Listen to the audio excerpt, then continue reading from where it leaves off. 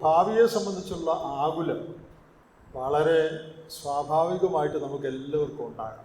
വിശ്വാസികൾക്കും മനുഷ്യർക്കെല്ലാം ഉള്ള ഒരു ആകുലമാണ് നാളെ എന്താകും. അതിൻ്റെ ഒരു കാരണം നാളെയെ കാണാൻ കഴിയുന്നില്ല എന്നുള്ളതുകൊണ്ടാണ്. നാളെ എന്താകുമെന്ന് നമുക്ക് ആർക്കും അറിഞ്ഞുകൂടാ. നാളെയെ നമുക്ക് കാണാൻ കഴിയുന്നില്ല, ആർക്കും കാണാൻ കഴിയുന്നില്ല. നാളെ എന്നല്ല, അടുത്ത മിനിറ്റ് കാണാൻ നമുക്ക് കഴിയുന്നില്ല. അതുകൊണ്ട് അടുത്ത വർഷം എന്താകും, ഭാവി എന്താകും, ഇങ്ങനെ ഒരു ചിന്ത മനുഷ്യരെന്ന നിലയ്ക്ക് നമ്മുടെ എല്ലാവരുടെയും മനസ്സിൽ വരാൻ സാധ്യതയുണ്ട്.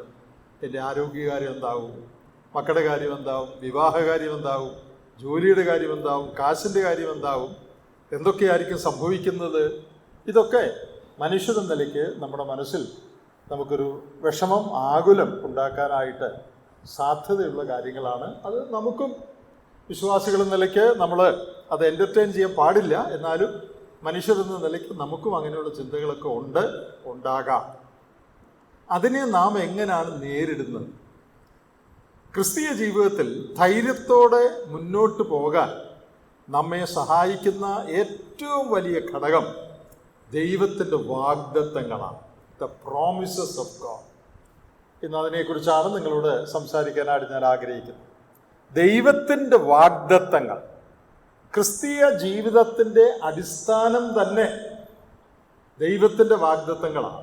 നമ്മുടെ ക്രിസ്തീയ ജീവിതം നമ്മൾ മുന്നോട്ട് കൊണ്ടുപോകുന്നത് ദൈവം പറഞ്ഞിരിക്കുന്ന ഈ വാഗ്ദത്തങ്ങളിൽ ശരണപ്പെട്ട് ആശ്രയിച്ചുകൊണ്ടാണ്. വാഗ്ദത്തങ്ങളില്ലെങ്കിൽ നമുക്ക് നാളെയെക്കുറിച്ച് ആകുലം വരാം, എന്ത് സംഭവിക്കുമെന്നോർത്ത് ഭയപ്പെട്ടു പോകാം.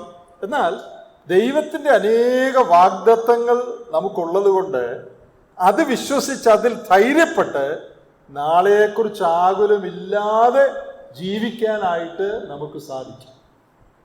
ഒരാൾ പറഞ്ഞിട്ടുണ്ട്, worry is mild form of atheism. വളരെ നല്ലൊരു സ്റ്റേറ്റ്മെൻ്റ് ആയിട്ട് എനിക്കത് തോന്നി. നിങ്ങൾക്കത് മനസ്സിലായല്ലോ എന്താണെന്നല്ലേ? ആകുലമെന്ന് പറഞ്ഞാൽ നിരീശ്വരത്വത്തിൻ്റെ ഒരു ചെറിയ ഒരു ലക്ഷണമാണത്. എന്ന് പറഞ്ഞാൽ എന്താ അതിൻ്റെ അർത്ഥം? അയ്യോ നാളെ എന്താകും, അപ്പോൾ നിനക്ക് നാളെ ദൈവം ഇല്ലേ? നാളെ ഇങ്ങനെ വന്നാൽ എന്ത് പറ്റും? അപ്പം നാളെ ഇങ്ങനെ വന്നാൽ നിന്നെ സഹായിക്കാൻ ദൈവമില്ലേ? അപ്പോൾ worry is A mild form of atheism. When you worry, you are saying in a sense that God will not be there. നാം ആകുലപ്പെടുമ്പോൾ, നാളെ എനിക്കൊരു വിഷമം വരുമ്പോൾ എന്നെ സഹായിക്കാൻ ദൈവം കാണത്തില്ല എന്ന് വാഗൊണ്ട് പറയുന്നില്ലെങ്കിലും പറയാതെ അതാ നമ്മൾ പറയുന്നത്. അതുകൊണ്ടാണ് ഒരാൾ പറഞ്ഞത്, നിരീശ്വരത്വത്തിൻ്റെ ഒരു ചെറിയ വകഭേദമാണ് ആകുലം എന്ന് പറയുന്നത്. നമ്മളാരും നിരീശ്വരന്മാരാണെന്ന് നമ്മൾ പറയല്ലേ, കുറച്ച് ദൈവവിശ്വാസികളാണെന്നാണ് നമ്മൾ പറയുന്നത്. പക്ഷേ നാം ആകുലപ്പെടുമ്പോൾ നാളെ ഇങ്ങനെ പറ്റിയാൽ, അങ്ങനെ പറ്റിയാൽ, അയ്യോ എനിക്ക് എന്ത് പറ്റും, എൻ്റെ മക്കൾക്ക് എന്ത് പറ്റും, അപ്പോൾ ദൈവം അവിടെങ്ങും ഇല്ല എന്നുള്ളത് പോലെയാണ് ആകുലം നമ്മെ ഉലയ്ക്കുന്നത്. ആകട്ടെ, അതിനെല്ലാമുള്ള പരിഹാരം ദൈവത്തിൻ്റെ വാഗ്ദത്തങ്ങളാണ്. ദൈവത്തിൻ്റെ വാഗ്ദത്തങ്ങൾ നാം മനസ്സിലാക്കുകയും വിശ്വസിക്കുകയും മുറുകപ്പെടുകയും ചെയ്താൽ നാളെയെക്കുറിച്ച്, അടുത്ത വർഷത്തെക്കുറിച്ച് നമുക്ക് ആകുലപ്പെടാനായിട്ട് ആവശ്യമില്ല. വേദപുസ്തകത്തിൽ എത്ര വാഗ്ദത്തങ്ങളുണ്ടെന്നറിയാം? How many promises are there in the Bible? കൃത്യമായൊരു കണക്ക് പറയാൻ പ്രയാസമാണ്.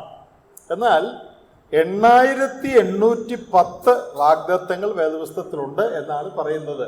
8810. വേറെ ഒരു കണക്ക് പറയുന്നത് ഏകദേശം 7000 ചില്ലുവാനും വാഗ്ദത്തങ്ങളുണ്ടെന്നാണ്. ഏതായാലും 10,000 വാഗ്ദത്തങ്ങൾ, 7000മോ 8000മോ വാഗ്ദത്തങ്ങൾ വേദപുസ്തകത്തിലുണ്ട്. ഇതുപോലെ ഇത് എത്രയോ അധികമായിട്ടുണ്ട്. ഒരു ദിവസത്തിന് ഒരു വാഗ്ദത്തമാണെങ്കിൽ തന്നെ 365 മതി 2025. എന്നാൽ 8000 എന്ന് പറയുമ്പോൾ ഒരു ദിവസത്തേക്ക് എത്ര വാഗ്ദത്തമാണ് ദൈവം തന്നിരിക്കുന്നത്? അതിനെ മുറുകെ പിടിച്ചാൽ മതി. എത്തിയസത്തിന് ഒരു ലാഞ്ചനയും ഇല്ലാതെ, ആകുലപ്പെടുവാൻ ആവശ്യമില്ലാതെ, ടെൻസ് ആകുവാൻ ആവശ്യമില്ലാതെ നമുക്ക് മുന്നോട്ട് പോകാനായിട്ട് സാധിക്കും. ജോൺ ബനിയനാണ് എന്ന് എനിക്ക് തോന്നുന്നു പറഞ്ഞിട്ടുണ്ട്, ക്രിസ്തീയ ജീവിത പാതയിൽ കൂടെ നടക്കുമ്പോൾ വാഗ്ദത്തങ്ങളെ ചവിട്ടാതെ നടക്കാൻ പറ്റുകയില്ല. കാരണം ക്രിസ്തീയ പാത മുഴുവൻ വാഗ്ദത്തം കൊണ്ട് ഇങ്ങനെ ഇഷ്ടിക ഇട്ടിരിക്കുന്ന പോലെ, അല്ലെങ്കിൽ നമ്മൾ സിമെന്റ് ഇട്ടിരിക്കുന്ന പോലെ, ടൈൽസ് ഇട്ടിരിക്കുന്ന പോലെ ക്രിസ്തീയ ജീവിതപാത മുഴുവൻ ഇങ്ങനെ വാഗ്ദത്തം കിടക്കുക. അതേ ചവിട്ടാതെ ഒരു വിശ്വാസിക്ക് മുമ്പോട്ട് പോകാനൊക്കെ ഇല്ല എന്ന് ഒരു ദൈവദാസൻ പറഞ്ഞിട്ടുണ്ട്. അപ്പോൾ ഇത്രയധികം വാഗ്ദത്തങ്ങൾ ദൈവത്തിന്റെ വചനത്തിലുണ്ട്. ദൈവത്തിന്റെ വാഗ്ദത്തങ്ങളുടെ ഒന്ന് രണ്ട് പ്രത്യേകതകൾ: ഒന്ന്, ഭോഷ്ക് പറയാൻ കഴിയാത്ത ദൈവമാണ് ഈ വാഗ്ദത്തങ്ങൾ നൽകിയിരിക്കുന്നത്. മനുഷ്യരും വാഗ്ദത്തം നൽകാറുണ്ട്, അല്ലേ? നമ്മളുമൊക്കെ വാക്ക് കൊടുക്കാറുണ്ട്, നമുക്കും പലരും വാക്ക് തരാറുണ്ട്. ഗവൺമെന്റുകൾ മനുഷ്യർക്ക് വാക്ക് കൊടുക്കാറുണ്ട്, സംഘടനകൾ കൊടുക്കാറുണ്ട്, രാഷ്ട്രീയ പാർട്ടികൾ കൊടുക്കാറുണ്ട്. നമുക്കറിയാം, കുറച്ച് കഴിയുമ്പോൾ ഈ പറഞ്ഞ ആളുകളെയും കാണുകയില്ല, വാഗ്ദത്വവും കാണുകയില്ല, ഈ പറഞ്ഞ ഒന്നും നടത്തുകയുമില്ല. ഇനി നടത്തിയാൽ തന്നെ 10 കാര്യം പറഞ്ഞ 2 കാര്യം ചിലപ്പോൾ നടത്തും. എന്നാൽ വേദപുസ്തകത്തിലെ ദൈവത്തിന്റെ വാഗ്ദത്വത്തിന്റെ പ്രത്യേകത, these promises are given by a God who cannot lie. ഭോഷ്ക് പറയാൻ കഴിയാത്ത ദൈവത്തിൻ്റെയാണ് ഈ വാഗ്ദത്തങ്ങൾ. അപ്പൊ ഇത് പറഞ്ഞ പോലെ ചെയ്യുമോ, നടക്കുമോ എന്ന് ആരും സംശയിക്കേണ്ടതായിട്ടില്ല. ദൈവം ഒരു കാര്യം വേദപുസ്തകത്തിൽ പറഞ്ഞിട്ടുണ്ടെങ്കിൽ അത് നടന്നിരിക്കും. അതിനെക്കുറിച്ച് ആരും സംശയിക്കേണ്ട ആവശ്യമില്ല. Because it is given by a God who cannot lie. ഭോഷ്ക് പറയാൻ, നുണ പറയാൻ കഴിയാത്ത ഒരു ദൈവമാണ് വാഗ്ദത്തങ്ങൾ നൽകുന്നത്. ഒരിക്കൽ പറഞ്ഞാൽ അവൻ അത് തിരിച്ച് എടുക്കുകയില്ല. ഒരിക്കൽ പറഞ്ഞാൽ ഞാനൊന്നങ്ങ് ചുമ്മാ പറഞ്ഞതേ ഉള്ളൂ എന്നൊരിക്കലും പറയില്ല. പ്രിയപ്പെട്ടവര്, അത് തന്നെ എത്ര ആശ്വാസം നൽകുന്ന കാര്യമാണ്. ഭോഷ്ക് പറയാൻ കഴിയാത്ത ദൈവമാണ് ഈ വാഗ്ദത്തങ്ങൾ. 1000 വാഗ്ദത്തം തന്നിരിക്കുന്നത് ഭോഷ്ക് പറയാൻ കഴിയാത്ത ദൈവമാണ്. ഇനി മറ്റൊരു കാര്യം, ഈ വാഗ്ദത്തത്തെക്കുറിച്ച് പത്രോസിന്റെ 2-ാം ലേഖനം 1-ാം അധ്യായത്തിൽ പറഞ്ഞിരിക്കുന്ന ഒരു പ്രയോഗം അതിന്റെ 4-ാമത്തെ വാക്യത്തിലുണ്ട്. 2 പത്രോസ് 1:4. അവയാൽ അവൻ നമുക്ക് വിലയേറിയതും അതിമഹത്വമായ വാഗ്ദത്തങ്ങളും നൽകിയിരിക്കുന്നു. ഞാൻ ചില ആഴ്ചകൾക്ക് മുമ്പ് 2 പത്രോസ് 1-ാം അധ്യായം ഇവിടെ ഞായറാഴ്ച പ്രസംഗിച്ചാണ്. ആ പ്രസംഗത്തിൽ ഞാൻ ഈ കാര്യം പറഞ്ഞതാണ്. നിങ്ങൾ ചിലപ്പം മറന്നുപോയി കാണും, അതുകൊണ്ട് ഒന്നുകൂടി പറയുകയാണ്. അന്ന് പറഞ്ഞ കാര്യം തന്നെയാണ്. ഇവിടെ വിലയേറിയത് എന്നുള്ളത് പ്രഷ്യസ് എന്നുള്ള വാക്കാണ്. ഇംഗ്ലീഷിൽ പ്രഷ്യസ്, വിലയേറിയത്. അതിമഹത്ത് എന്ന് പറഞ്ഞിരിക്കുന്നത് മാഗ്നിഫിസന്റ് എന്നുള്ള വാക്കാണ്. ഇവിടെ ഉപയോഗിച്ചിരിക്കുന്ന വാക്ക് മെഗായുടെ സൂപ്പർലേറ്റീവാണ്. മെഗാ എന്ന് പറഞ്ഞാൽ എല്ലാവർക്കും അറിയാമല്ലോ, അല്ലെ? Mega convention, mega exhibition. Mega എന്ന് പറഞ്ഞാൽ വലുതെന്ന അതിന്റെ അർത്ഥം. മെഗാ കൺവെൻഷൻ എന്ന് പറഞ്ഞാൽ വലിയ കൺവെൻഷൻ എന്ന അർത്ഥം. മെഗാ ബമ്പർ ലോട്ടറി എന്ന് പറഞ്ഞാൽ വലിയ ലോട്ടറി ആണെന്നാണ് ആ വാക്ക്. മെഗാ എന്നുള്ള വാക്ക് നമുക്കറിയാം. മെഗായുടെ കൂടിയ വാക്കാണ് ഇവിടെ ഉപയോഗിച്ചിരിക്കുന്ന വാക്ക്. മെഗായുടെ സൂപ്പർലെറ്റീവ് വാക്കാണ്. അപ്പൊ ദൈവത്തിന്റെ വാഗ്ദത്തങ്ങൾ എങ്ങനെയുള്ളതാ? They are magnificent because they are given by a magnificent God. അത്ഭുതവാനായ മഹാനായ ഒരു ദൈവത്താൽ നൽകപ്പെട്ടിരിക്കുന്ന വാഗ്ദത്തങ്ങളായതുകൊണ്ട് അതിനെ വിളിക്കുന്നത് മെഗാന്ന് വിളിച്ചാൽ പോരാ, മെഗായുടെയും കൂടുതല, മെഗായുടെയും മോളില്ല, അതിമഹത്തായ വാഗ്ദത്തങ്ങൾ. അപ്പൊ ഭോഷ്ക് പറയാൻ കഴിയാത്ത ദൈവം നൽകിയിരിക്കുന്ന വാഗ്ദത്തങ്ങൾ. 2, അതിമഹത്തായ വാഗ്ദത്തങ്ങൾ. അതാണ് നമുക്ക് ദൈവം നൽകിയിരിക്കുന്നത്. വേദപുസ്തകത്തിൽ എത്രയോ വാഗ്ദത്തങ്ങളുണ്ട്. നമുക്ക് തന്നെ കാണാതെ തന്നെ ഓർമ്മയിൽ നിന്ന് തന്നെ എത്രയോ വാഗ്ദത്തങ്ങൾ നമുക്ക് ചിന്തിക്കാനായിട്ട് കഴിയും. നിന്റെ ഭാരം യഹോവയുടെ മേൽ വെച്ചുകൊള്ളുക, അവൻ നിന്നെ പുലർത്തും. നീതിമാൻ കുലുങ്ങിപ്പോകുവാൻ അവൻ ഒരു നാളും സമ്മതിക്കുകയില്ല. എന്തൊരു നല്ല വാഗ്ദത്താ! ഒരു നാളും സമ്മതിക്കുകയില്ല.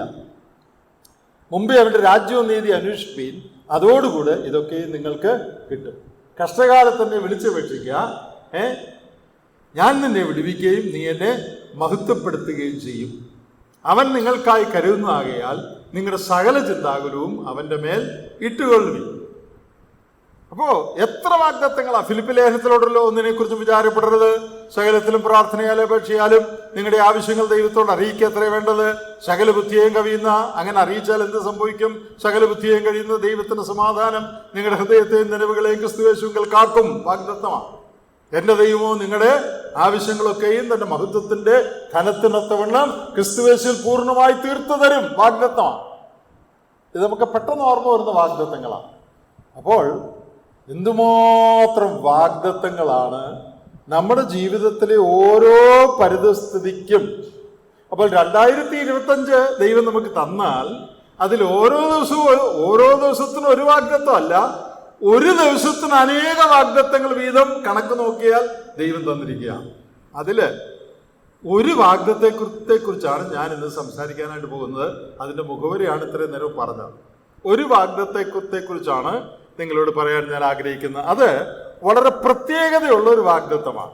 മറ്റു വാഗ്ദത്തങ്ങളിൽ നിന്ന് ചില അളവുകളിൽ വ്യത്യാസമുള്ള ഒരു വാഗ്ദത്തമാണ്. അതുകൊണ്ടാണ് അതിനെക്കുറിച്ച് പറയാൻ ആഗ്രഹിക്കുന്നത്. എബ്രായ ലേഖനം 13-ാം അധ്യായം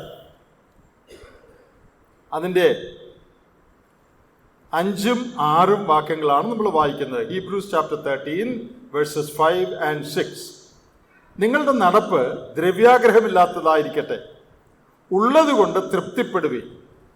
ഞാൻ നിന്നെ ഒരു നാളും കൈവിടുകയില്ല, ഉപേക്ഷിക്കുകയുമില്ല എന്ന് അവൻ തന്നെ അരുളി ചെയ്തിരിക്കുന്നുവല്ലോ. ആകയാൽ കർത്താവ് എനിക്ക് തുണ, ഞാൻ പേടിക്കയില്ല. മനുഷ്യൻ നിന്നോട് എന്ത് ചെയ്യുമെന്ന് നമുക്ക് ധൈര്യത്തോടെ പറയാം. ഈ ഭാഗത്തെ വാഗ്ദത്തം ഏതാണെന്ന് നമുക്കറിയാം. ഞാൻ നിന്നെ ഒരു നാളും കൈവിടുകയില്ല, ഉപേക്ഷിക്കയില്ല. അതാണ് വാഗ്ദത്തം. ആ വാഗ്ദത്തത്തോട് ബന്ധപ്പെട്ട പ്രായോഗിക കാര്യങ്ങളാണ്. ഇങ്ങനെ വാഗ്ദത്തം ഉള്ളതുകൊണ്ട് ദ്രവ്യാഗ്രഹത്തിന്റെ ആവശ്യമില്ല, നിങ്ങൾ ഉള്ളത് കൊണ്ട് തൃപ്തിപ്പെടണം. പിന്നെ മനുഷ്യർക്ക് നമ്മോട് ഒന്നും ചെയ്യുവാൻ കഴിയുകയില്ല, നമുക്ക് ധൈര്യമായിരിക്കാൻ കഴിയും. അതെല്ലാം ഈ വാഗ്ദത്തത്തെ ചുറ്റിപ്പറ്റിയുള്ള പ്രായോഗിക കാര്യങ്ങളാണ്. വാഗ്ദത്തം ഏതാ? ഞാൻ നിന്നെ ഒരു നാളും കൈവിടുകയില്ല, ഉപേക്ഷിക്കയില്ല. ഈ വാഗ്ദത്തത്തിന് ഒരു പ്രത്യേകതയുണ്ടെന്ന് ഞാൻ പറഞ്ഞല്ലോ. മറ്റു വേദപുസ്തകത്തിൽ ഒരു വാഗ്ദത്തത്തിലും ഉള്ളതായിട്ട് അറിവില്ലാത്ത ഒരു പ്രത്യേകത. അതെന്താണെന്നറിയാമോ?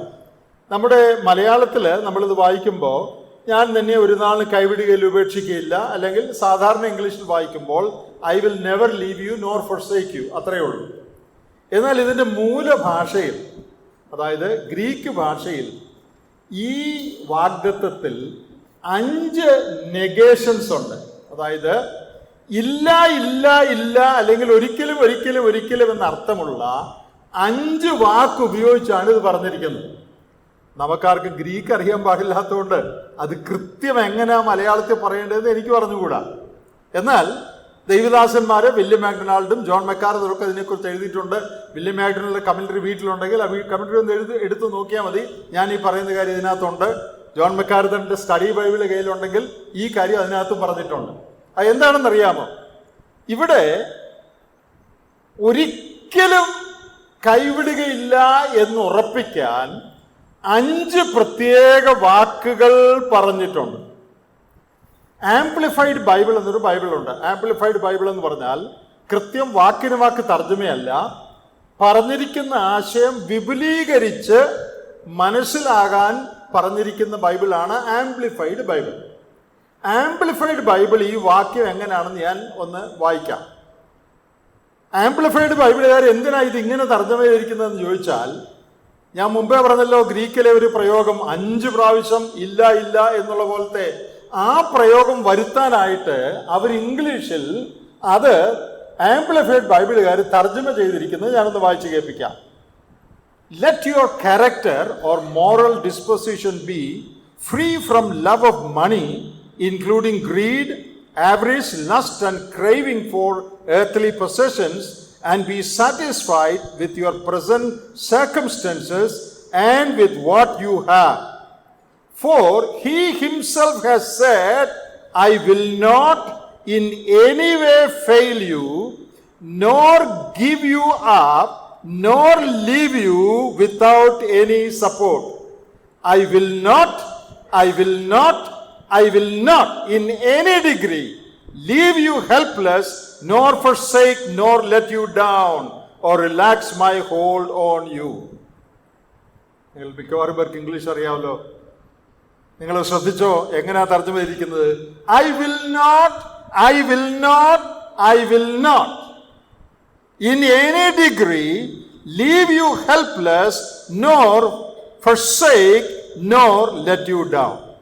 ഞാൻ ഒരു കാരണവശാലും, അല്ലെങ്കിൽ ഒരിക്കലും ഒരിക്കലും ഒരിക്കലും നിന്നെ കൈവിടുകയോ നിന്റെ മേലുള്ള എൻ്റെ പിടി ഞാൻ അയക്കുകയോ ചെയ്യുകയില്ല. 5 negatives are used in this statement to emphasize the impossibility of Christ deserting believers. കർത്താവ് വിശ്വാസികളെ കൈവിട്ട് കളയാനുള്ള സാധ്യത തള്ളിക്കളയാൻ 5 പ്രാവശ്യം ഇല്ല എന്നുള്ള ആശയം വരുന്ന വാക്കുകൾ ഇതിന്റെ മൂലഭാഷയിൽ ഉപയോഗിച്ചിട്ടുണ്ട്.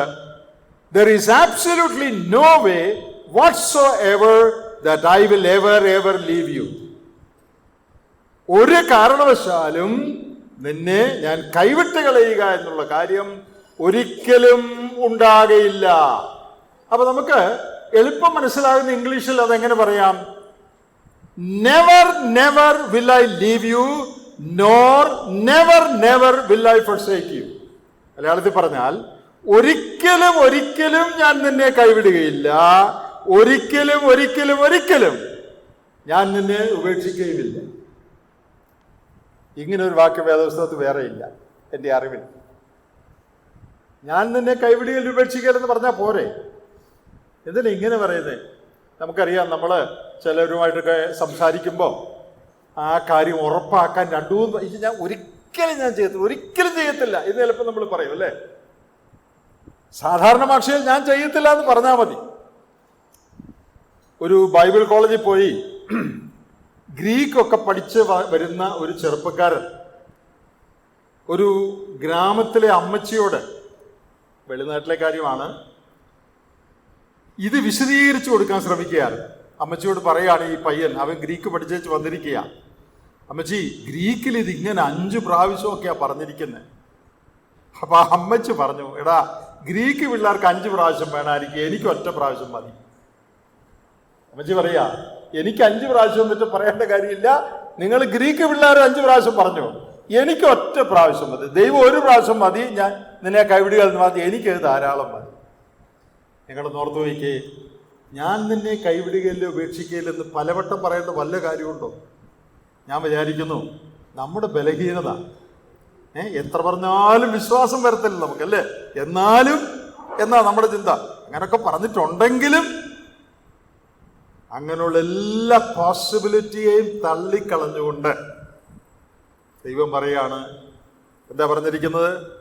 Never never will I leave you, nor never, never will I forsake you.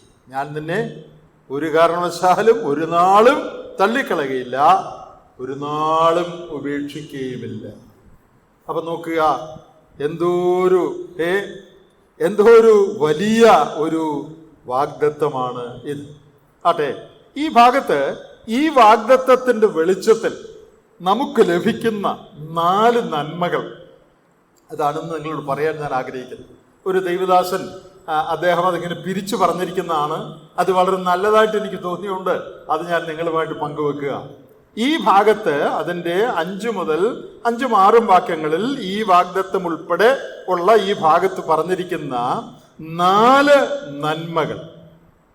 ഒന്നാമത് അതിൻ്റെ 5ആം വാക്യം നോക്കുക, ഉള്ളത് കൊണ്ട് നിങ്ങൾ തൃപ്തിപ്പെടണം. പണത്തിൻ്റെ പിന്നാലെ പോകല്ലേ. കുറച്ചുകൂടെ കിട്ടിയായിരുന്നെങ്കിൽ എന്ന് നീ ആഗ്രഹിക്കേണ്ട കാര്യമില്ല. നീ അത്യാഗ്രഹി ആകരുത്. അപ്പൊ അതിനെ നമുക്ക് എന്ത് വിളിക്കാം? അവന്റെ കരുതലിന്റെ സംതൃപ്തി. ഇംഗ്ലീഷിൽ പറഞ്ഞാൽ കണ്ടന്റ്മെന്റ് ഓഫ് ഹിസ് പ്രൊവിഷൻ. അതാണ് 5ആം വാക്യം. Contentment that comes out of the faith that God will provide. Contentment of his provision. അവന്റെ കരുതലിന്റെ സംതൃപ്തി. അത് 5ആം വാക്യം. എനിക്ക് വേണ്ടി കരുതാൻ ദൈവമുണ്ട് എന്നുള്ള ബോധ്യത്തിൽ നിന്ന് എൻ്റെ ഹൃദയത്തിൽ ഉണ്ടാകുന്ന സംതൃപ്തി. അപ്പൊ ഈ വാഗ്ദത്തത്തിലെ ആദ്യത്തെ ഒരു പടി, ഈ വാഗ്ദത്തം ഒരിക്കലും കൈവിടത്തില്ല എന്നുള്ള വാഗ്ദത്തത്തിൽ നിന്ന് ഉരുത്തിരിയുന്ന ഒന്നാമത്തെ പ്രായോഗികമായ ചിന്ത എന്താ? കരുതലിന്റെ സംതൃപ്തി. ദൈവം എനിക്ക് വേണ്ടി കരുതുന്നു, അവൻ നിങ്ങൾക്കായി കരുതുന്നതാകയാൽ, വേറെ വാക്യങ്ങളുണ്ട്. അതിൽ നിന്ന് എൻ്റെ ഹൃദയത്തിന് വളരെ സംതൃപ്തി ലഭിക്കുകയാണ്. പ്രിയപ്പെട്ടവരെ, നമുക്ക് അനേക ആവശ്യങ്ങളുണ്ട് അല്ലെ? എല്ലാ മനുഷ്യർക്കുണ്ട്. പണത്തിന്റെ ആവശ്യമുണ്ട്, വേറെ പല ആവശ്യങ്ങളുണ്ട്. അപ്പൊ ഈ ആവശ്യങ്ങൾ എങ്ങനെ നടക്കും? ഇതാണ് ഭാവിയെക്കുറിച്ചുള്ള നമ്മുടെ ഒരാകുൽ. ആവശ്യം എങ്ങനെ നടക്കും? കല്യാണം എങ്ങനെ നടക്കും? വീട് പണി എങ്ങനെ നടക്കും? അല്ലെങ്കിൽ വേറെ പിള്ളേരുടെ പഠിത്തം എങ്ങനെ നടക്കും? ഇങ്ങനെ പല ആവശ്യങ്ങൾ നമ്മുടെ മുമ്പിലുണ്ട്. ഈ ആവശ്യങ്ങൾ വരുമ്പോൾ ആകുലപ്പെട്ടു പോകാനുള്ള സാധ്യതയുണ്ട്. എന്നാൽ ഈ വാഗ്ദത്തം നമുക്കുള്ളത് കൊണ്ട് we can have contentment that results out of his provision. ദൈവത്തിന്റെ കരുതൽ, ആ കരുതലിൽ നിന്ന് നമുക്കുണ്ടാകുന്ന സംതൃപ്തി. ഇത് പറയുമ്പോൾ നമുക്ക് ഏറ്റവും ചേർത്ത് ചിന്തിക്കാൻ പറ്റുന്ന 2-3 വാക്യങ്ങളാണ്. ഫിലിപ്പി ലേഖനം 4-ാം അധ്യായത്തിലെ 11 മുതലുള്ള വാക്യങ്ങൾ. പൗലോസ് പറയാണ്, ബുദ്ധിമുട്ട് നിമിത്തമല്ല ഞാൻ പറയുന്നത്, ഉള്ള അവസ്ഥയിൽ അലംഭാവത്തോടിരിപ്പാൻ. അവിടെ അലംഭാവം എന്നുള്ളത് തൃപ്തി എന്നുള്ള വാക്കാണ്, കണ്ടന്റ് എന്നുള്ള വാക്കാണ് ഇംഗ്ലീഷിൽ. ഉള്ള അവസ്ഥയിൽ തൃപ്തിയോടിരിപ്പാൻ ഞാൻ പഠിച്ചിട്ടുണ്ട്. I have learn to be content. തൃപ്തിയോടിരിപ്പാൻ ഞാൻ പഠിച്ചിട്ടുണ്ട്. പിന്നെ താഴ്ചയിലിരിപ്പാനും സമൃദ്ധിയിലിരിപ്പാനും എനിക്കറിയാം. തൃപ്തനായിരിക്കാനും വിശന്നിരിപ്പാനും സമൃദ്ധിയിലിരിപ്പാനും ബുദ്ധിമുട്ട് അനുഭവിപ്പാനും എല്ലാം ഞാൻ ശീലിച്ചിരിക്കുന്നു. അവിടെ ശീലിച്ചു എന്നുള്ള വാക്ക് 2 പ്രാവശ്യം വന്നിട്ടുണ്ട്. പഠിച്ചിരിക്കുന്നു, ശീലിച്ചിരിക്കുന്നു. ഇംഗ്ലീഷിൽ രണ്ടും ലേൺഡ് എന്നാണ്, പഠിച്ചിരിക്കുന്നു എന്നാണ്. ഞാൻ ഒരു കാര്യം പഠിച്ചിട്ടുണ്ട്. എന്താണെന്നറിയാമോ? ഉള്ള അവസ്ഥയിൽ തൃപ്തിയോടെ ഇരിപ്പാൻ ഞാൻ പഠിച്ചിട്ടുണ്ട്. അതെന്താ കാരണം? ഉള്ള അവസ്ഥയിൽ തൃപ്തിയോടെ, അതിന്റെ 18ന്റെ ഒടുവിലും പറഞ്ഞിട്ടുണ്ട്. 18-ൽ ഇപ്പോൾ എനിക്ക് വേണ്ടുന്നതെല്ലാം ഉണ്ട്, സമൃദ്ധിയായി ഇരിക്കുന്നു. അതിന്റെ ഒടുവിൽ പറഞ്ഞിട്ടുണ്ട് ഞാൻ പ്രതിഗ്രഹിച്ച് തൃപ്തനായിരിക്കുന്നു. അതിന്റെ കാരണം 19 പറഞ്ഞിട്ടുണ്ട്, എന്റെ ദൈവമോ നിങ്ങളുടെ ബുദ്ധിമുട്ടൊക്കെയും മഹത്വത്തോടെ തന്റെ ധനത്തിനൊത്തവണ്ണം ക്രിസ്തുയേശുവിൽ പൂർണ്ണമായി തീർത്തു തരും. അപ്പോൾ നമ്മുടെ ആവശ്യങ്ങൾ അറിഞ്ഞ് തക്ക സമയത്ത് അത് തീർത്തു തരുന്ന ഒരു ദൈവമുണ്ട്, എനിക്ക് വേണ്ടി പ്രൊവൈഡ് ചെയ്യുന്ന, കരുതുന്ന ഒരു ദൈവമുണ്ട് എന്നുള്ള ആ ബോധ്യത്തിൽ നിന്ന് നമുക്കുണ്ടാകുന്ന സംതൃപ്തി. ആ സംതൃപ്തി നമുക്കുണ്ടോ? എനിക്ക് വേണ്ടി കരുതുന്ന ഒരു ദൈവമുണ്ട്, അതിൽ നിന്നുള്ള ആ ബോധ്യത്തിൽ നിന്നുള്ള ഒരു സംതൃപ്തി നമുക്കുണ്ടോ? ആ സംതൃപ്തി നമുക്കുണ്ടാകണം. അതാണ് കണ്ടന്റ്മെന്റ് ഓഫ് ഹിസ് പ്രൊവിഷൻ. അവന്റെ കരുതലിൽ നിന്നുള്ളതായ, കരുതലിനോടുള്ള ബന്ധത്തിലുള്ളതായ തൃപ്തി. നമ്മുടെ ജീവിതം തൃപ്തിയുള്ള ജീവിതമായിരിക്കും. നമുക്കുള്ളത് കൊണ്ട് തൃപ്തിപ്പെടാനായിട്ട് നാം പഠിക്കണം. ആത്മീയമായിട്ട് വളരാനായിട്ട് നമ്മൾ ആഗ്രഹിക്കണം എന്നുള്ളത് ശരിയാ. എന്നാൽ ഭൗതിക ജീവിതത്തിൽ അതുണ്ടായിരുന്നെങ്കിൽ ഇതുണ്ടായിരുന്നെങ്കിൽ ഇങ്ങനൊക്കെ ആഗ്രഹിച്ച് നാം തിമോഥെയോസ് ലേഖനത്തിൽ പറയുന്ന പോലെ ധനികനാകാനായിട്ട് വളരെ വ്യഗ്രത കാണിച്ച് അനേക കുഴപ്പങ്ങളിൽ ആളുകൾ പോയി ചാടാറുണ്ട്. നമുക്ക് ആവശ്യങ്ങളുണ്ട്, ആ ആവശ്യങ്ങൾ ദൈവത്തോട് അറിയിച്ചാൽ മതി, ദൈവം ആ ആവശ്യങ്ങളെ നിറവേറ്റും. ആ ബോധ്യത്തിൽ നിന്ന് തൃപ്തിയുള്ള ഒരു ജീവിതം നമ്മൾ നയിക്കണം. 2025 തൃപ്തിയുടെ ഒരു വർഷമായിരിക്കണം നമുക്ക് ആവശ്യങ്ങൾ ഒത്തിരിയുണ്ട്. പക്ഷേ അതുകൊണ്ട് നമ്മൾ അതൃപ്തരാകേണ്ട. ദൈവം എൻ്റെ ആവശ്യങ്ങൾ നിറവേറ്റുമെന്നുള്ള ബോധ്യത്തിൽ തൃപ്തരായി നമുക്ക് അടുത്ത വർഷം ജീവിക്കാം. ആട്ടെ, അവിടെ കാണുന്ന 2ാമത്തെ കാര്യം നോക്കിക്കേ. ഞാൻ നിന്നെ ഒരു നാളും കൈവിടുകയില്ല, ഉപേക്ഷിക്കുകയില്ല എന്ന് പറഞ്ഞിരിക്കുന്നതിലുള്ള 2ാമത്തെ കാര്യം കമ്പാനിയൻഷിപ്പ് ഓഫ് ഹിസ് പ്രസൻസ്. അവന്റെ സാന്നിധ്യത്തിന്റെ സഖിത്വം. അവൻ കൈവിടുകയില്ല എന്ന് പറഞ്ഞാൽ എന്താ? അവൻ കൂടെ ഇരിക്കുമെന്നാണല്ലോ ഇതിന്റെ അർത്ഥം. അവൻ കൈവിടുകയില്ല എന്ന് പറഞ്ഞാൽ അവൻ കൂടെ എപ്പോഴും ഇരിക്കുമെന്നാണ് അതിന്റെ അർത്ഥം. അവൻ കൈവിടുകയില്ല, ഉപേക്ഷിക്കുകയില്ല എന്നുള്ള ആ വാഗ്ദത്തത്തിൽ കമ്പാനിയൻഷിപ്പ് ഉണ്ട്, സഖിത്വമുണ്ട്. ആ സഖിത്വത്തിൽ നിന്ന്, അവന്റെ സാന്നിധ്യത്തിൽ നിന്ന് നമുക്ക് സഖിത്വം ലഭിക്കുക. ഞാൻ നിന്നോടുകൂടെ ഉണ്ട് എന്ന് കർത്താവ് പറയുന്നത് കൊണ്ട് അവൻ്റെ സാന്നിധ്യത്തിൽ നാം ഒരു കമ്പാനിയൻഷിപ്പ് കണ്ടെത്തുകയാണ്, സഖിത്വം കണ്ടെത്തുകയാണ്. അപ്പോൾ കമ്പാനിയൻഷിപ്പ് ഓഫ് ഹിസ് പ്രസൻസ്. നമുക്കറിയാം, കർത്താവിൻ്റെ സാന്നിധ്യം കൂടെ ഉണ്ടെങ്കിൽ ഐ ആം നെവർ അലോൺ, ഞാൻ ഒരിക്കലും ഏകനല്ല. എരുതിയിൽ വീണ കാര്യം ശദ്രക് മേശക് അബേദ്നെഗോ അവരെരുതി തീയിൽ വീണ കാര്യം ദാനിയേലിന്റെ പ്രവചനത്തിലുണ്ട്. നമ്മൾ വായിക്കുന്നത് അവരെ ഇത്ര പേരെയാണല്ലോ ഇട്ടത്, പക്ഷേ എരുതിയിൽ വീട് കഴിഞ്ഞപ്പോൾ ഒരാളും കൂടെ അവരുടെ കൂടെ നടക്കുന്നതായിട്ട് രാജാവ് കണ്ടു.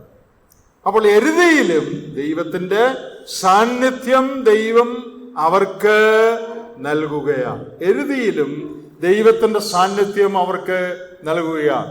ലൂക്കോസിന്റെ സുവിശേഷം 24-ാം അധ്യായത്തിൽ എമ്മൗസിലേക്ക് പോയ ശിഷ്യന്മാരെ കുറിച്ച് നമ്മൾ വായിക്കുന്നുണ്ട്. ലൂക്കോസ് 24-ാം അധ്യായത്തിൽ എമ്മൗസിലേക്ക് പോയ ശിഷ്യന്മാർ, അതിന് 21-ാം വാക്യം നോക്കിയേ. അവർ പറയാണ്, ഞങ്ങളോ അവൻ ഇസ്രയേലിനെ വീണ്ടെടുപ്പാനുള്ളവനെന്ന് ആശിച്ചിരുന്നു. എന്നിട്ട് ഇപ്പൊ എന്ത് പറ്റി? ആശയെല്ലാം പോയി. ഞങ്ങൾ ആശിച്ചു, അവൻ ഇസ്രയേലിനെ വീണ്ടെടുക്കുമെന്ന് ഞങ്ങൾ ആശിച്ചിരുന്നു. 23-ാമത്തെ വാക്യത്തിൽ ചിലര് സ്ത്രീകൾ അവന്റെ ശരീരം കാണാൻ ശരീരം കല്ലറയ്ക്കൽ പോയി, പക്ഷേ ശരീരം കണ്ടില്ല, കാണാതെ. 24-ാം വാക്യം, കല്ലറക്കൽ ചെന്ന് സ്ത്രീകൾ പറഞ്ഞതുപോലെ തന്നെ കണ്ടു, അവനെ കണ്ടില്ല. കർത്താവ് അവിടെയൊന്നും ഇല്ല. ഞങ്ങൾ ആശിച്ചിരുന്നു അവൻ ഇസ്രായേലിനെ വിടുവിക്കുമെന്ന്, പക്ഷേ ആശിച്ച പോലെ നടന്നില്ല. സ്ത്രീകൾ ശരീരം കാണാമെന്ന് വിചാരിച്ചു പോയി, പക്ഷേ ശരീരം കണ്ടില്ല. താഴെ വീണ്ടും പറയാണ്, സ്ത്രീകൾ പോയ കല്ലറയൊക്കെ കണ്ടു, പക്ഷേ അവനെ കണ്ടില്ല താഴെ. 29-ാമത്തെ വാക്യം നോക്കിക്കേ. അവരോ ഞങ്ങളോടുകൂടെ പാർക്കുക, നേരം വൈകി അസ്തമിപ്പാറായല്ലോ എന്ന് പറഞ്ഞ് അവനെ നിർബന്ധിച്ചു. അവൻ അവരോട് കൂടെ പാർപ്പാൻ ചെന്നു. എന്ന് പറഞ്ഞാൽ അവൻ എവിടെയാണെന്ന് അറിയത്തില്ല, അവനെ കണ്ടില്ല. അവൻ രക്ഷിക്കുമെന്ന് നിങ്ങൾ ആശിച്ചിരുന്നു, പക്ഷെ ആശയെല്ലാം പോയി എന്ന് പറയുന്ന ഒരു സാഹചര്യമാണിത്. പക്ഷെ അവിടെ നമ്മൾ വായിക്കുന്നത്, അങ്ങനെയുള്ള സാഹചര്യത്തിൽ അവൻ അവരോടുകൂടെ പാർപ്പാൻ ചെന്നു. പ്രിയപ്പെട്ടവരെ, നമ്മുടെ ജീവിതത്തിൽ അവനില്ല, അവനെ കാണാനില്ല, കർത്താവ് എവിടെയാ എന്നൊക്കെ ചിന്തിച്ച് ആകുലപ്പെട്ടു പോകാനുള്ള ഒരവസരം. തീച്ചൂളയിൽ വീണിരിക്കുക, ശദ്രക് മേശക് അബേദ്നെഗോ ഒക്കെ തീച്ചൂളയിൽ വീണിരിക്കുക. എന്നാൽ ആ തീച്ചൂളയിൽ അവരോട് ചേർന്ന് നടക്കുന്ന കർത്താവ്, ഒരിക്കലും കൈവിടുകയിൽ ഉപേക്ഷിക്കയില്ല എന്ന് പറഞ്ഞ കർത്താവ്, അവനെ കണ്ടില്ല, അവനിൽ ഞങ്ങൾ ആശ വെച്ചിരുന്നു, പക്ഷെ ആശയൊക്കെ പോയി എന്ന് പറയുന്നിടത്ത് അവൻ അവരോടുകൂടെ പാർപ്പാൻ ചെന്നു. നമുക്കിവിടെ ലഭിക്കുന്ന വലിയ ഒരു പാഠം, ഞാൻ നിന്നെ ഒരു നാളും കൈവിടുകയില്ല, ഉപേക്ഷിക്കുകയില്ല എന്ന് പറഞ്ഞാൽ അതിൻ്റെ അർത്ഥം ഐ ആം നോട്ട് അലോൺ. നമുക്ക് പറയാൻ കഴിയുന്നൊരു കാര്യം, നാം ഒരിക്കലും ഏകരല്ല.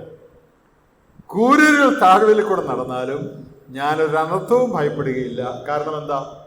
Thou art with me. നീ എന്നോടുകൂടെ ഇരിക്കുന്നുവല്ലോ. മത്തായി 28-ന്റെ ഒടുവിൽ ശിഷ്യന്മാരെ ലോകമെങ്ങും പറഞ്ഞയക്കുമ്പോ ഭൂലോകമൊക്കെയും പോയി എല്ലാവരെയും ശിഷ്യരാക്കണമെന്ന് പറഞ്ഞിട്ട് ആ കൂട്ടത്തിൽ പറഞ്ഞു, ഞാനോ ലോകാവസാനത്തോളം എല്ലാ നാളും നിങ്ങളോടുകൂടെ. അതുകൊണ്ട് എനിക്കാരും ഇല്ലെന്ന് ആരും ഒരിക്കലും പറയും. നമുക്ക് വിഷമമൊക്കെ വരുമ്പം ഞാൻ ഒറ്റയ്ക്ക്, എനിക്കാരും ഇല്ല എന്നാരും പറയും. യോഹന്നാന്റെ സുവിശേഷം 5-ാം അധ്യായത്തിൽ ഒരാള് 38 വർഷമായിട്ട് സുഖമില്ലാത്ത ഒരാളവിടെ കിടക്കുക.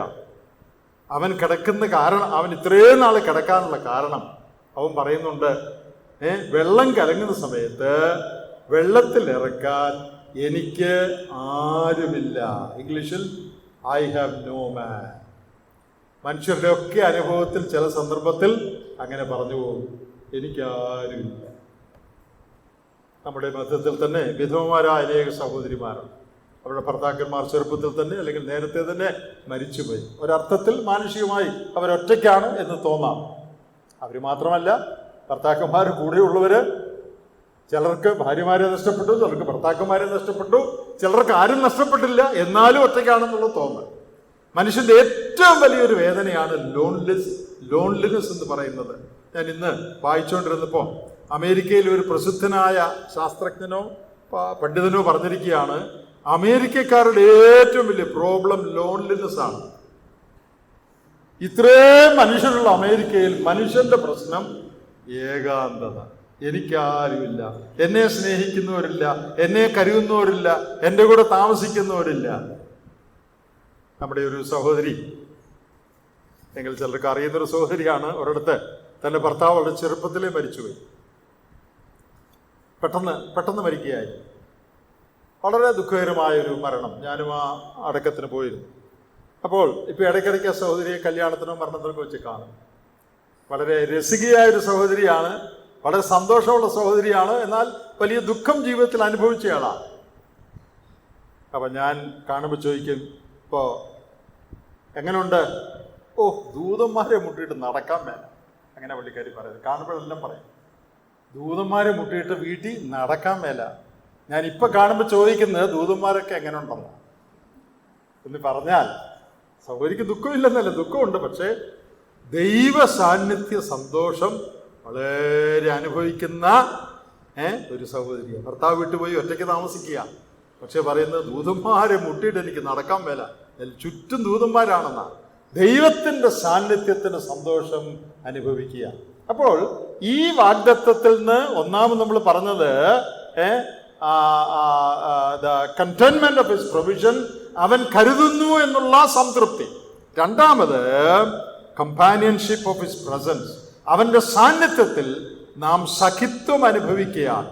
അവൻ കൈവിടുകയില്ല, ഉപേക്ഷിക്കുകയില്ല എന്ന് പറഞ്ഞിരിക്കുന്നുകൊണ്ട് നാം സഖിത്വം അനുഭവിക്കുക. വളരെ ഹൃദയസ്പർശിയായ ഒരു സംഭവം. ഞാൻ ഈ മെസ്സേജ് പ്രിപ്പയർ ചെയ്യാനായിട്ട് ഇങ്ങനെ പലത് വായിച്ചുകൊണ്ടിരുന്നപ്പോൾ ഒരു സംഭവം വായിക്കാനിടയായി. സ്കോട്ട്ലൻഡിൽ ജോർജ് മാത്സൺ എന്ന് പറയുന്ന ഒരാളുണ്ടായിരുന്നു. അദ്ദേഹം വിവാഹം കഴിക്കാനായിട്ട് ഒരു പെൺകുട്ടിയെ കണ്ടുപിടിച്ചു. ആ പെൺകുട്ടിയുമായിട്ട് സ്നേഹത്തിലായിരുന്നു എന്ന് തോന്നുന്നു. വിവാഹം കഴിക്കാനായിട്ടൊക്കെ തീരുമാനിച്ചു. വിവാഹത്തിന് കുറച്ച് ദിവസങ്ങൾ മുമ്പ് തൻ്റെ കണ്ണിൻ്റെ കാഴ്ച പെട്ടെന്ന് മങ്ങി. നമുക്കറിയാം, നമ്മുടെ ഇടയിലും ചില സഹോദരന്മാരുടെയൊക്കെ പെട്ടെന്ന് കണ്ണിന് കാഴ്ച പോയിട്ടുണ്ട്. നമ്മുടെ സഭകളിലൊക്കെ ഉണ്ട് അങ്ങനെയുള്ള ചില സഹോദരന്മാർ, നിങ്ങൾക്കറിയാമായിരിക്കും.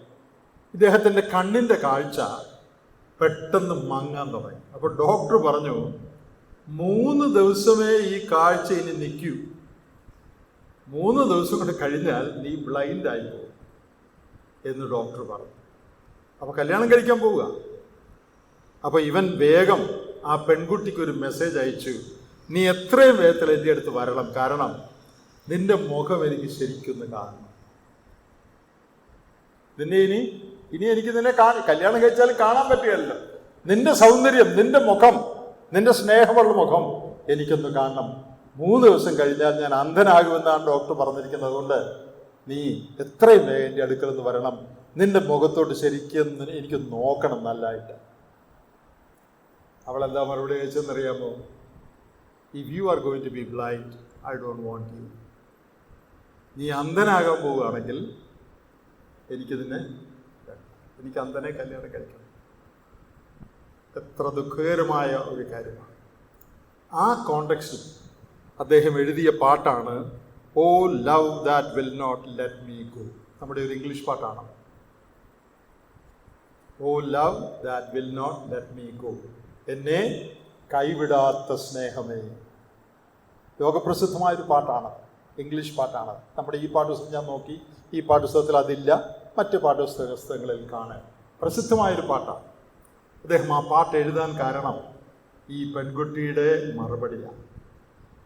പെൺകുട്ടിയുടെ സ്നേഹം അയാളെ കണ്ണു പൊട്ടുന്നു എന്ന് കേട്ടപ്പോൾ സ്നേഹമൊക്കെ വിട്ടുകളഞ്ഞു. പ്രിയപ്പെട്ടവരെ, മനുഷ്യൻ്റെ സ്നേഹം ഇത്രയേ ഉള്ളൂ.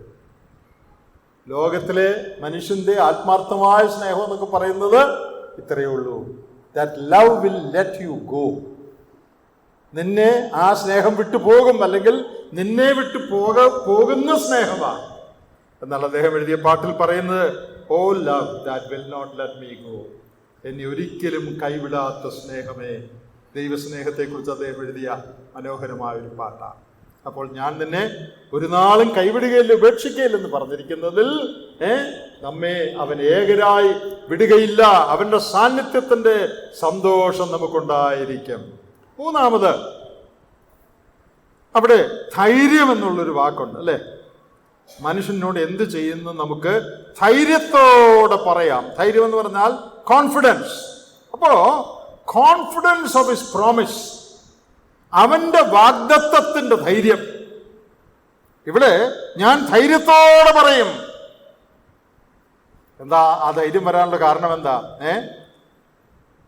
എന്നെ ഒരിക്കലും കൈവിടുകയില്ല, ഉപേക്ഷിക്കുകയില്ലെന്ന വാഗ്ദത്തമുണ്ട്. പിന്നെ കർത്താവ് എനിക്ക് തുണ, ഞാൻ പേടിക്കയില്ല. അത് സങ്കീർത്തനത്തിലെ ഒരു വാക്യമാണ്, 118 വാക്യമാണ്. കർത്താവ് എനിക്ക് തുണ, ഞാൻ പേടിക്കയില്ല. ഇവിടെ ഇതാ അവന്റെ വാഗ്ദത്തത്തിൽ നിന്ന് ലഭിക്കുന്ന ധൈര്യം. പ്രിയപ്പെട്ടവരെ, നമ്മുടെ ജീവിതത്തിൽ ദൈവത്തിന്റെ വാഗ്ദത്തത്തിലാണ് നമ്മൾ ധൈര്യം കണ്ടെത്തുന്നത്. We must find confidence in his promise. ദൈവം പറഞ്ഞിട്ടുണ്ട്, അതാണ് നമ്മുടെ ധൈര്യം. കോൺഫിഡൻസ് ഓഫ് ഹിസ് പ്രോമിസ്, ദൈവത്തിന്റെ വാഗ്ദത്തത്തിലുള്ള ധൈര്യം. ഒടുവിലായിട്ട് കംഫർട്ട് ഓഫ് ഹിസ് പ്രൊട്ടക്ഷൻ, അവന്റെ സംരക്ഷണത്തിലുള്ള ആശ്വാസം. ഞാൻ നിന്നെ ഒരു നാളും കൈവിട്ട് കളകയില്ല എന്നുള്ള വാക്ക് നമുക്ക് വളരെ സംരക്ഷണം തരുന്നതാ, നമുക്ക് വളരെ ആശ്വാസം തരുന്നതാ. ഞാൻ പേടിക്കയില്ല, കർത്താവിനോട് കൂടി ഉണ്ട്, എനിക്കവൻ തുണയാണ്. മനുഷ്യൻ എന്നോട് എന്ത് ചെയ്യും? സംരക്ഷണം ആവശ്യമാണ്. അവന്റെ പ്രൊട്ടക്ഷൻ, അവന്റെ സംരക്ഷണത്തിലുള്ള ആശ്വാസം, അതെല്ലാം ഈ വാചകത്തിൽ ഉണ്ട്. ഞാൻ ഭയപ്പെടുകയില്ല. പ്രസിദ്ധ പ്രസംഗനായ D.L. മൂഡിയോട് ഒരിക്കലൊരു സ്ത്രീ പറഞ്ഞു, എനിക്ക് നല്ലൊരു വാഗ്ദത്തം കിട്ടിയിട്ടുണ്ട്. 56 സങ്കീർത്തനത്തിന്റെ 3 വാക്യം. ആ വാക്യം ഇങ്ങനെയാണ്: ഞാൻ ഭയപ്പെടുന്ന നാളിൽ നിന്നിൽ ആശ്രയിക്കും. മൂഡിയോട് ഒരു കൊച്ചമ്മ പറഞ്ഞതാണ്, നല്ലൊരു വാഗ്ദത്തം കിട്ടിയിട്ടുണ്ട്, ഞാൻ ഭയപ്പെടുന്ന നാളിൽ നിന്നിൽ ആശ്രയിക്കും. അപ്പം മൂടി പറഞ്ഞു, എനിക്ക് വേറൊരു വാഗ്ദത്തം കിട്ടിയിട്ടുണ്ട്. യെശയ്യാ 12:2, അവൻ എൻ്റെ രക്ഷയായി തീർന്നിരിക്കൊണ്ടും ഞാൻ ഭയപ്പെടാതെ ആശ്രയിക്കും. ആ സ്ത്രീ വലിയ കാര്യമായിട്ട് പറഞ്ഞു, ഭയപ്പെടുന്ന നാളിൽ ഞാൻ നിന്നിൽ ആശ്രയിക്കും എന്നുള്ള വാഗ്ദത്തം എനിക്ക് കിട്ടി. മൂടി പറഞ്ഞു, എനിക്ക് കിട്ടിയ വാഗ്ദത്തം പറഞ്ഞ ഭയപ്പെടുകയോ വേണ്ടെന്ന, ഞാൻ ഭയപ്പെടാതെ നിന്നിൽ ആശ്രയിക്കും. പ്രിയപ്പെട്ടവരെ, എത്രയോ വലിയ ഒരു കാര്യമാണത്. 4 കാര്യങ്ങൾ ഈ വാഗ്ദത്തത്തിൽ നിന്ന് ഉരുത്തിരിയുന്നു. 1, അവന്റെ കരുതലിന്റെ സംതൃപ്തി, the contentment of his provision. 2, അവന്റെ സാന്നിധ്യത്തിൽ നമുക്ക് അനുഭവിക്കാൻ കഴിയുന്ന സഖിത്വം, the companionship of his presence. 3, അവന്റെ വാഗ്ദത്തത്തിലുള്ള നമ്മുടെ ധൈര്യം, കോൺഫിഡൻസ് ഓഫ് ഹിസ് പ്രോമിസ്. 4, അവന്റെ പ്രൊട്ടക്ഷൻ, അവന്റെ സംരക്ഷണത്തിലുള്ള ആശ്വാസം, കംഫർട്ട് ഓഫ് ഹിസ് പ്രൊട്ടക്ഷൻ. ഈ വാഗ്ദത്തങ്ങൾ നമുക്കുള്ളത് കൊണ്ട് നമുക്ക് 3 കാര്യം പറഞ്ഞുകൊണ്ട് പുതിയ വർഷത്തിലേക്ക് പ്രവേശിക്കാം. എന്തൊക്കെയാ? ഐ ആം നോട്ട് അലോൺ, ഞാൻ ഒറ്റയ്ക്കല്ല. ഏത് പരിസ്ഥിതി ജീവിതത്തിൽ വന്നാലും ഐ ആം നോട്ട് അലോൺ, ഞാൻ ഏകനല്ല. 2, ഐ ആം നോട്ട് അഷെയിംഡ്. ഇവിടെ പറഞ്ഞത് ധൈര്യത്തോടെ പറയാമെന്നാണ്. അതുകൊണ്ട് എനിക്ക് യാതൊരു ലജ്ജയുമില്ല, അല്ലെങ്കിൽ വൈക്ലഭ്യവുമില്ല. ധൈര്യത്തോടെ പറയാമെന്ന. അപ്പോ ഒരു ധൈര്യക്കേടും എനിക്കില്ല, ഒരു ലജ്ജയും എനിക്കില്ല. ഐ ആം നോട്ട് അഷെയിംഡ്, എനിക്ക് ഒരു ലജ്ജയുമില്ല. നല്ല ധൈര്യമായിട്ട് ഞാൻ പറയുകയാണ്, എന്താ? ദൈവം എനിക്ക് തുണ. 3, നമുക്ക് പറയാൻ കഴിയുന്നത് ഐ ആം നോട്ട് അഫ്രൈഡ്, എനിക്ക് ഭയമില്ല. ആ വാക്യം പറയുന്നത് മനുഷ്യൻ എന്നോട് എന്ത് ചെയ്യുമെന്ന് നമുക്ക് ധൈര്യമായിട്ട് പറയാം. കർത്താവ് എൻ്റെ സഹായി, അതുകൊണ്ട് എനിക്ക് ധൈര്യമില്ല, എനിക്ക് ഭയമില്ല. നമ്മുടെ ജീവിതത്തിൽ കർത്താവ് അനുവദിക്കുന്ന സകല കാര്യവും റോമർ 8:28 അനുസരിച്ച് നമ്മുടെ നന്മയ്ക്ക് വേണ്ടി ദൈവം അനുവദിക്കുന്ന കാര്യങ്ങളാണ് എന്ന് വിശ്വസിച്ച് മുന്നോട്ട് പോയാൽ ഈ 3 കാര്യവും നമുക്ക് പറയാനൊക്കും. ഐ ആം നോട്ട് അലോൺ, ഞാൻ ഏകനല്ല. ഐ ആം നോട്ട് അഷെയിംഡ്, ഞാൻ ലജ്ജിതനല്ല, എനിക്ക് ധൈര്യമുണ്ട്. മൂന്നാമത്, ഐ ആം നോട്ട് അഫ്രൈഡ്, ഞാൻ ഭയപ്പെടുകയില്ല. എന്താ കാരണം? ഈ വാഗ്ദത്തം, ഞാൻ നിന്നെ ഒരു നാളും കൈവിടുകയില്ല, ഉപേക്ഷിക്കുകയില്ല എന്ന് പറഞ്ഞിരിക്കുന്ന വാഗ്ദത്തം. ഞാൻ ആദ്യം പറഞ്ഞിടത്തോട്ട് വന്ന് അവസാനിപ്പിക്കട്ടെ. ആദ്യം എന്താ പറഞ്ഞേ? ഭോഷ്കില്ലാത്ത ദൈവം. ആരാ ഈ വാഗ്ദത്തം തന്നിരിക്കുന്നേ? കൈവിടുകയിൽ ഉപേക്ഷിക്കൽ എന്നൊക്കെ ആരാ പറഞ്ഞേ? ദൈവമാണ്, നമ്മുടെ സ്വർഗസ്ഥ പിതാവാണ് പറഞ്ഞിരിക്കുന്നത്. ഒരിക്കൽ ഒരു കൂട്ടം ബൊട്ടാനിസ്റ്റ്, അതായത് സസ്യങ്ങളെ കുറിച്ച് പഠിക്കുന്ന ശാസ്ത്രജ്ഞന്മാര് ഒരു പ്രത്യേക സസ്യം തേടി തപ്പി നടക്കുകയായി. അത് വളരെ റെയറായിട്ട് മാത്രമുള്ള ഒരു സസ്യമാണ്. അവരിങ്ങനെ അനേക കാടുകളിലും മലകളിലും കുന്നുകളിലൊക്കെ ഇങ്ങനെ ഇത് തേടി നടക്കുകയാണ്, ഇതുണ്ടോ നോക്കി. അങ്ങനെ നടക്കുന്ന വഴിക്ക് ഒരു കിഴുക്കാങ്കുന്ന ഒരു പാറയുടെ കീഴെ, ഒരു മലയുടെ കീഴെ ദൂരെ നിന്ന് അവർക്ക് കാണാൻ പറ്റി ഈ ചെടി ഒരെണ്ണം അവിടെ നിൽക്കുന്നു. പക്ഷെ ഇറങ്ങാൻ പറ്റുകയില്ല, കാരണം അവർ വലിയ ആളുകളാണ്, അവർക്ക് ഇറങ്ങിപ്പോകാൻ ഉള്ള മാർഗ്ഗമില്ല. അതുപോലുള്ള സ്ഥലത്താണ് നിൽക്കുന്നത്. ആ ഗ്രാമത്തിൽ കളിച്ചുകൊണ്ടിരുന്ന ഒരു കൊച്ചിനെ അവർ കണ്ടു. അപ്പം അവർ ആ കൊച്ചിനെ വിളിച്ച് പറഞ്ഞു, മോനെ ഇങ്ങോട്ട് വന്നേ, ഞങ്ങൾ ഒരു കയറ് നിന്റെ ചുറ്റും കെട്ടി നിന്നെ ഈ താഴേക്ക് ഇറക്കി വിടാം, കയറിൽ ഇറക്കാം. നീ പോയി ദാണ്ട് ആ കാണുന്ന ചെടി പറിച്ചുകൊണ്ട് വരണം, നിനക്ക് ഇഷ്ടം പോലെ മുട്ടായി മേടിക്കാൻ ഞങ്ങൾ കാശ് തരാം. അവൻ പറഞ്ഞു റെഡി, സമ്മതിച്ചു. ഇഷ്ടംപോലെ കാശ് കിട്ടുന്ന കാര്യമല്ലേ. അപ്പം അവർ കയറുമൊക്കെ ആയിട്ട് വന്നിരിക്കുന്നത്, കാരണം ഇങ്ങനെയുള്ള സാഹചര്യം ഉണ്ടായാൽ അതിനെ നേരിടാനുള്ള ഒരുക്കത്തിൽ അവർ വന്നിരിക്കുന്നത്. അവർ പറഞ്ഞു, ഞങ്ങൾ കയറ് നിന്റെ ചുറ്റും കെട്ടും, ഞങ്ങൾ 3-4 പേരുണ്ട്, ഞങ്ങൾ പിടിച്ചോളാം, നിന്നെ പതുക്കെ പതുക്കെ we will let you down, താഴേക്ക് ഇറക്കും, നീ അവിടെ പോയി അത് പറിക്കണം, അപ്പോൾ ഞങ്ങൾ തന്നെ പൊക്കി എടുത്തോളാം. ആ പയ്യൻ ആലോചിച്ചിട്ട് പറഞ്ഞു, 1 മിനിറ്റ് നിൽക്കണേ, ഞാൻ ഇപ്പം വരാം എന്ന് പറഞ്ഞു. എന്നിട്ട് അവൻ അടുത്ത ഗ്രാമത്തിൽ അവൻ്റെ വീട്ടിലേക്ക് ഓടിപ്പോയിട്ട് ഒരു പ്രായമുള്ള ഒരാളെ കൊണ്ടുവന്നു. എന്നിട്ട് അവൻ ഈ ശാസ്ത്രജ്ഞന്മാരോട് പറഞ്ഞു, നിങ്ങൾ കയറ് കെട്ടിയല്ലോ, ഇനി കയറിൻ്റെ അറ്റം ഇയാളുടെ കയ്യിലേക്ക് കൊടുത്തേക്കാം, ഇതെൻ്റെ അപ്പൻ. ഒരു ബുദ്ധിമുട്ട് വന്നാൽ നിങ്ങൾ ചിലപ്പം കയറ് വിട്ടുകളയും, എനിക്ക് വിശ്വാസമില്ല, പക്ഷേ ഇദ്ദേഹം വിടത്തില്ല, അതുകൊണ്ട് കയറിൻ്റെ മറ്റേ അറ്റം ഇങ്ങോട്ട് കൊടുക്കാം. അതാണ് അപ്പനിലുള്ള വിശ്വാസം. ജീവൻ പോയാലും അപ്പം കയറ് വിടത്തില്ല. He will never let me go എന്നെനിക്കറിയാം, അതുകൊണ്ട് നിങ്ങൾ പിടിക്കണ്ട, ഇദ്ദേഹത്തിൻ്റെ കയ്യിൽ കയറിൻ്റെ മറ്റേ അറ്റം കൊടുത്തേക്കാം. പ്രിയപ്പെട്ടവരെ, നമ്മുടെ കയറിൻ്റെ മറ്റേ അറ്റം മനുഷ്യരിലല്ല.